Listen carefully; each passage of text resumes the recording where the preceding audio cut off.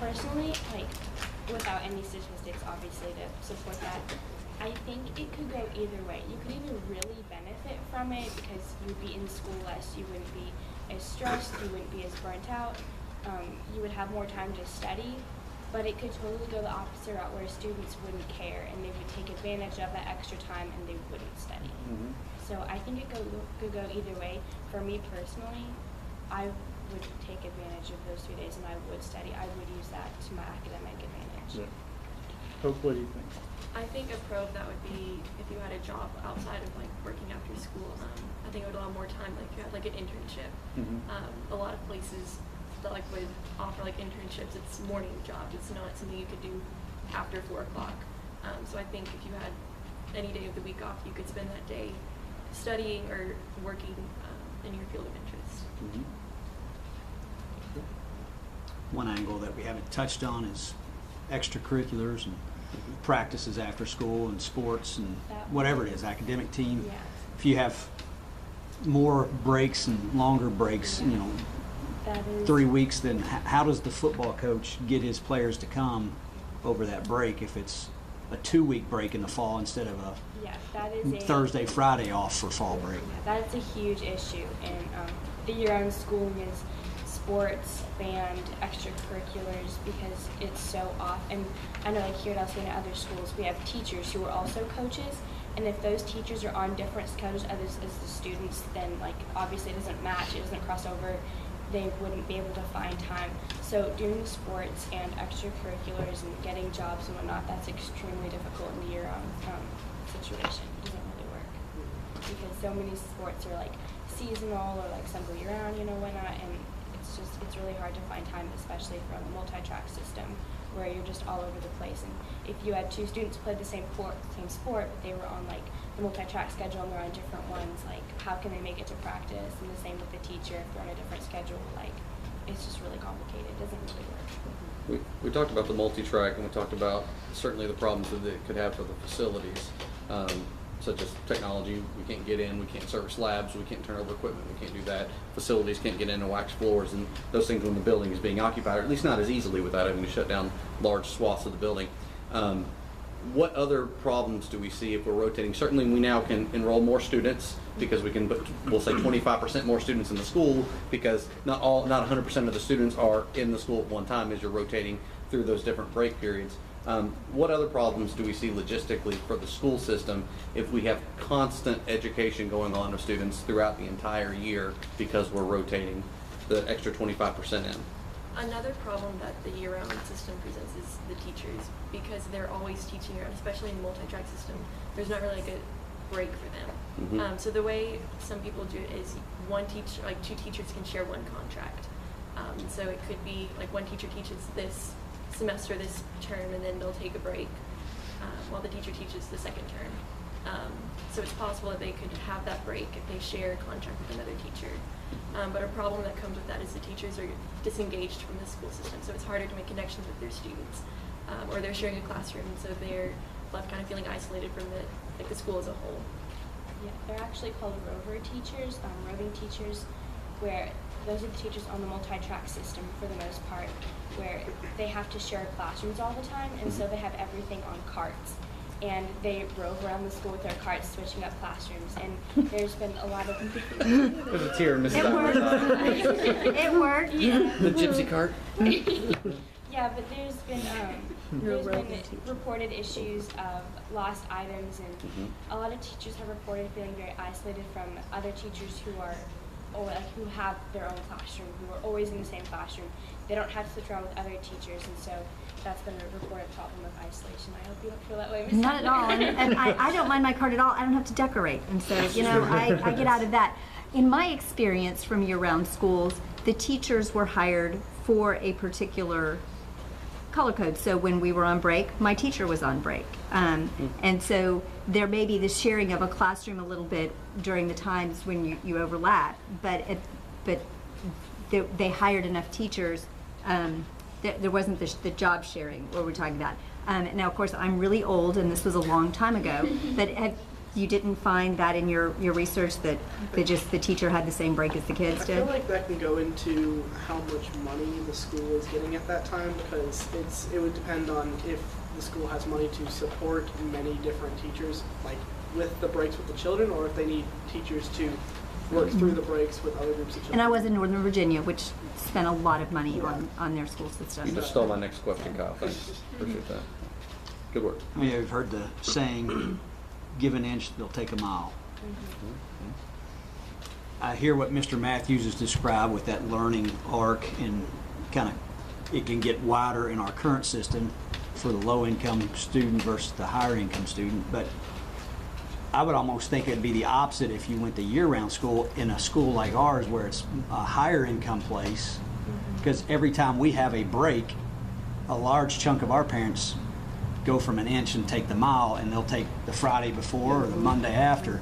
So we'd be creating more of those opportunities. Did you find any research where it truly showed lower income or moderate income school systems do well in year round, but higher income places do poorly with year round? That's interesting. So, based on my research, and I'm obviously not a professional on this, but year-round schools, for the most part, are geared more towards public schools because that's mostly where the high-risk students are.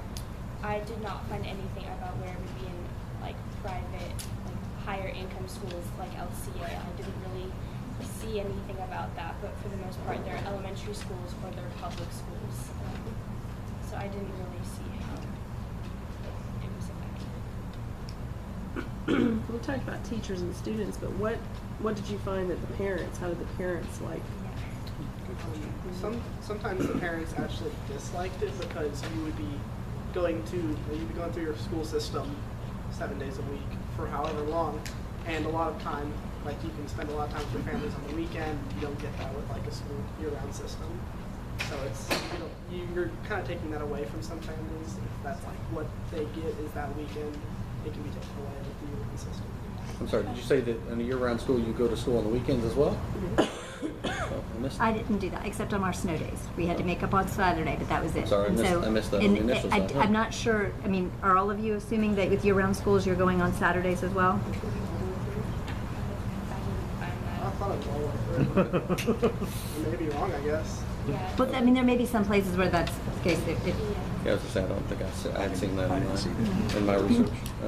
So how parents feel, some think that there's too much time in the classroom and they get upset at that because they want their kids home more. What I found was really interesting is that when it comes to how parents feel about year-round school, they start out not liking it and it always increases as time goes on. So a statistic shows that 50% of parents, they liked it before it was implemented, like they were fine with it, but then 80% of it really liked it afterwards. And So they like it more as it goes As it on, goes. parents begin to like it more. Trust me, I can tell you that change for any sake is usually not received well at the beginning. Yeah. I've seen that over and over in my career, but you have to build in the confidence in the system as you move forward. So hopefully that speaks to good benefits of that system, that they do like it later on. But just about anything that's changed isn't well adhered to or Yeah. adopted at the beginning. So, yeah. What kind of changes does the community have to make to accommodate year-round schools? The year-round school systems do require a lot more money because it's operating all the time. So it requires a lot of cooperation from, especially parents. Depending on like how the bus system works, you have to have bus drivers. You have to have like especially like during like winter if they don't have like those. I know like we have like some break like the way the breaks fit. There could be like a lot of snow. It's harder to get into places.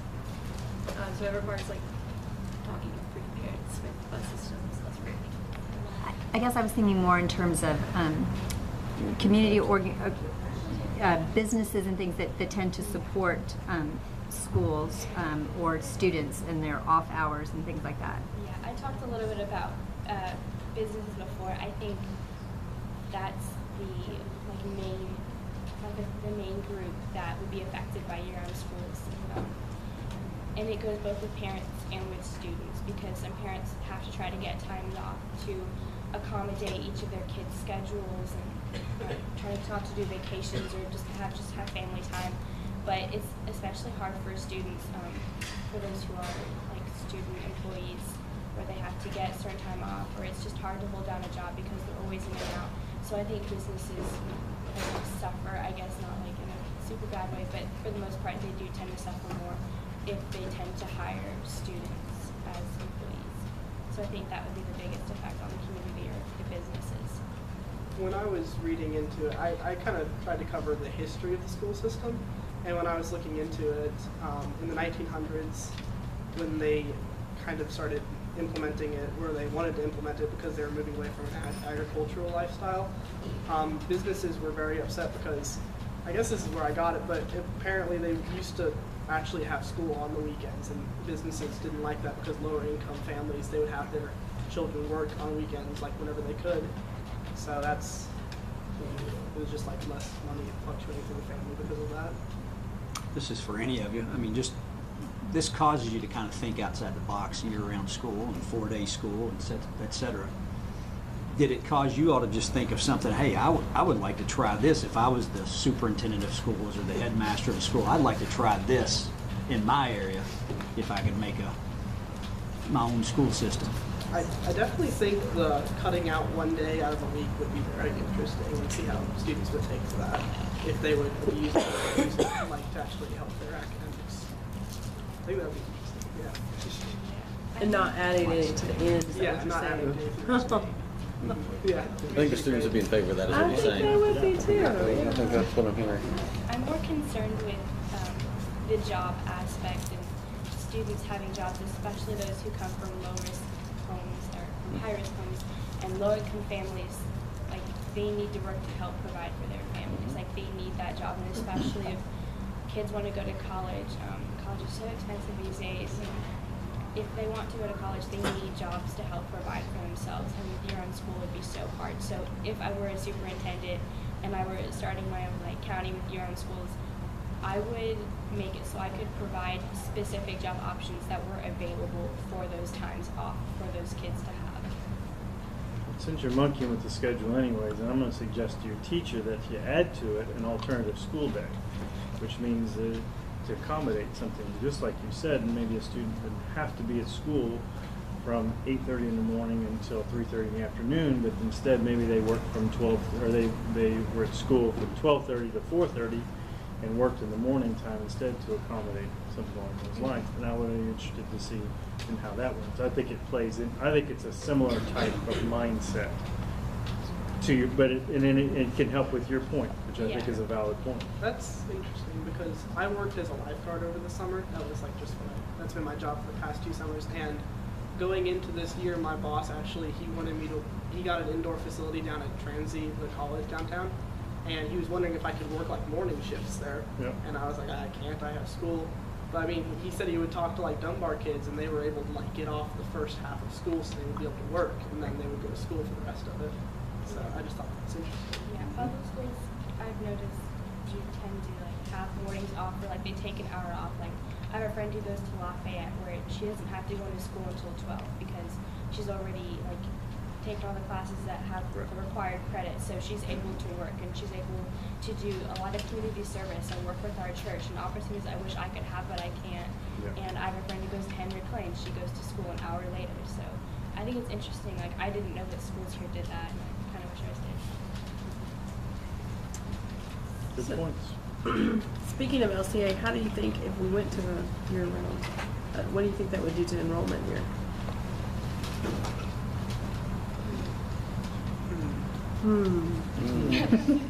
Since we are a high income school, I feel like there would be actually less days that students would miss because, as Mr. Galloway said, a lot of families, when they have like a 3-day like off, they will take the day before and the day after off to like have their full like whatever trip they're trying to do. So I feel like it would actually give more time for like parents to just like organize that with their children. They would actually miss less days of school for that reason.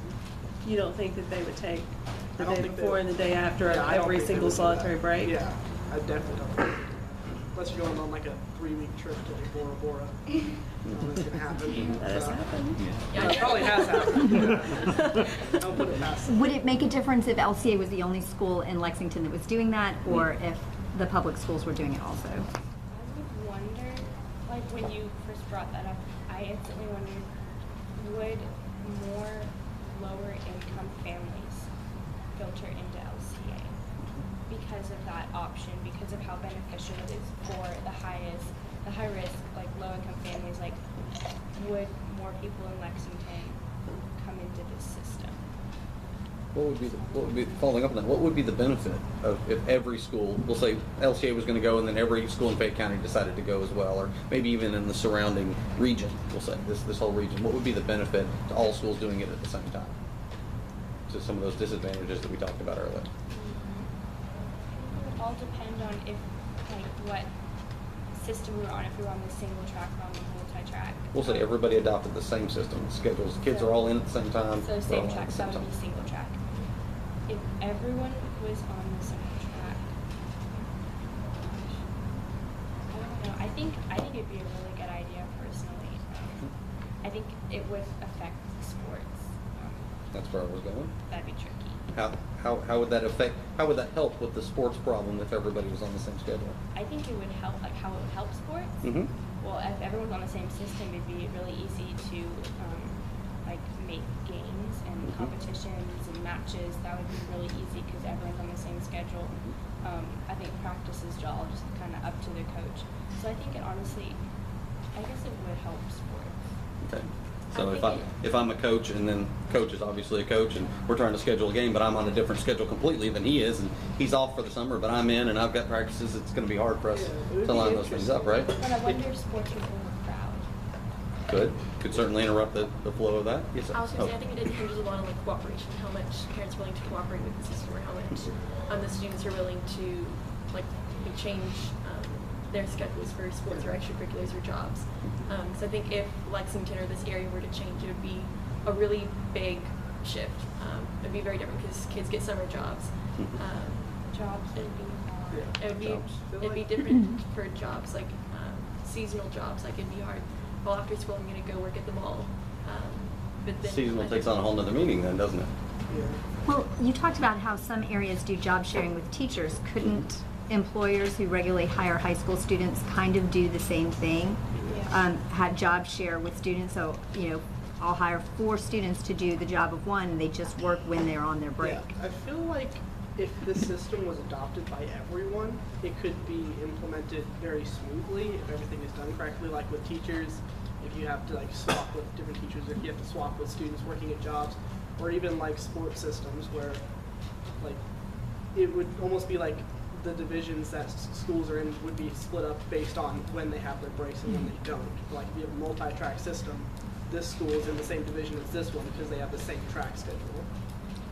Let me ask each of you this. We just implemented year-round school across Fayette County. You guys are not graduating high schoolers, you're now graduating college students, and you're all young entrepreneurs. So you see that there's a change coming to society in the way that breaks are scheduled, the way that school is scheduled, and you're looking to start up a new business opportunity. Each of you is a young entrepreneur. What do you think that you could then create that would help serve this new business of yours in adapting the culture to a year-round school model? So if we were to make a business. Yeah. and You see it, and you're a all young the entrepreneur, schools- you're like, this is an opportunity for me to do this, to provide this service, to do this thing.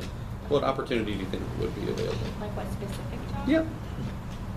If you had to start up a business, because Fayette County just went to, and all the surrounding counties just went to year-round schooling, so now I know that the schedules are all messed up. We've got some things to address. We've certainly talked about some of the shortfalls of year-round school. What would you, as a young entrepreneur, what opportunity would this provide you? I definitely feel like if you were to create a business or like a type of business that could get very monotonous after Mhm. you continue to do it for a long period of time. Okay. Like if you had this student who you employed to work for 3 weeks and then he gets a 2-week break, like just like school, where he wouldn't get so burned out on it. He could come back after a 2-week break, after someone filled the spot, and they would be like, they could just like re-enjoy working their job again. They don't get bored. Okay. To be continued, I guess. Thank you. Good job, guys. Seth's question is hard. I was going to ask a simple one, like, if you could go to year-round school and have the weeks off, what would be the best perk of it? Like, for me, I would love to have this time off and have 2 weeks to hunt deer.